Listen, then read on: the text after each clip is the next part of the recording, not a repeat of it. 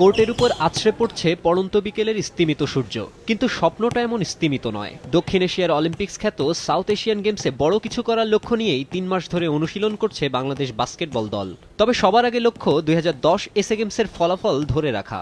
সেবারের দৌড়ে শক্তিশালী আফগানিস্তান আর ভারতের পেছনে পড়ে ব্রোঞ্জ নিয়েই সন্তুষ্ট থাকতে হয়েছিল বাংলাদেশকে। তবে এরপর ২০১৩তে বিশ্ব বাস্কেটবল ফেডারেশন ফিবার টুর্নামেন্ট এশিয়া সাবা চ্যাম্পিয়নশিপ জয় করে দেশের বাস্কেটবল খেলোয়াড়রা, যার মধ্য দিয়ে বাস্কেটবল ইতিহাসে প্রথমবারের মতো আন্তর্জাতিক টুর্নামেন্ট চ্যাম্পিয়ন হওয়ার স্বাদ পায় বাংলাদেশ। বছর দুয়েক আগের সে সাফল্য আর ২০১০ এশিয়া গেমসের তৃতীয় স্থান। দক্ষিণ এশিয়ান গেমসের পরবর্তী আসরের আগে ঝুলিতে থাকা এমন দু একটি অর্জন থেকেই অনুপ্রেরণা খুঁজছেন খেলোয়াড়রা। ২০১০-এ ব্রোঞ্জ পাইছিলাম, তো এবার আশা করতেছি যে রৌপ্য পাওয়ার জন্য ওইভাবেই তো প্র্যাকটিস করতেছি।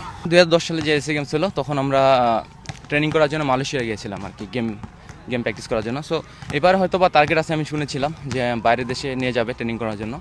সো এখনও প্র্যাকটিস করতেছি।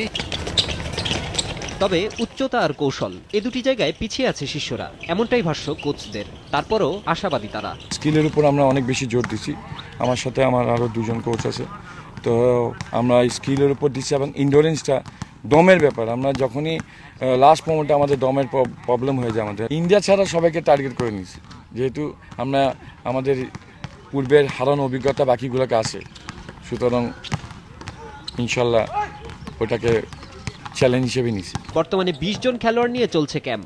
শীঘ্রই এর মধ্য থেকে বাছাই করে ১২ জনের চূড়ান্ত দল ঘোষণা করা হবে। ২০১৬ এশিয়া গেমসের ভেন্যু শিলং গুয়াহাটির মঞ্চ থেকে দেশের জন্য ভালো কিছু নিয়ে আসতে তার আগে যে প্রস্তুতিটা হওয়া চাই দুর্দান্ত। মাকসুম আলম খান, সময় সংবাদ, ঢাকা।